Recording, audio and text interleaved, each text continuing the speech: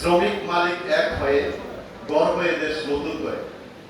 আসলে এই বক্তব্য যে লিখছেন সে আসলে দেশের কল্যাণের জন্য দেশের কথা চিন্তা করে, দেশকে ভালোবেসে লিখছে।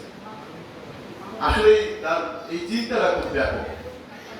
এই জন্য ব্যাপক কারণ আমরা বিভিন্ন সময় দেখি শ্রমিক মালিককে প্রতিদ্বন্দ্বী মনে করে, বিভিন্ন শ্রমিক সংগঠন শ্রমিকরা মালিককে প্রতিদ্বন্দ্বী মনে করে। মালিক শ্রমিক প্রতিদ্বন্দ্বী না। আজকে শিল্প প্রতিষ্ঠান যদি না থাকে আপনার কর্মসংস্থান থাকবে না। আপনার কর্মসংস্থান যদি না থাকে তাহলে শ্রমিকের মূল্যায়ন থাকবে না। আপনি যারা যারা ঘুরবেন চাকরির জন্য কিন্তু আপনাকে কম স্যালারিতে চাকরি দেবে, সেই জন্য প্রতিষ্ঠান টিকে রাখতে হবে। আগে প্রতিষ্ঠান টিকে থাকলে আপনার মূল্যায়ন থাকবে।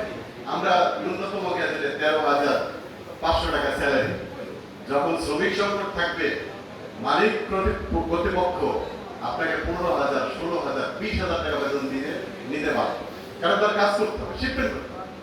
তো আপনাদের আমার অনুরোধ হচ্ছে আপনাদের শিল্প প্রতিষ্ঠান টিকে রাখতে।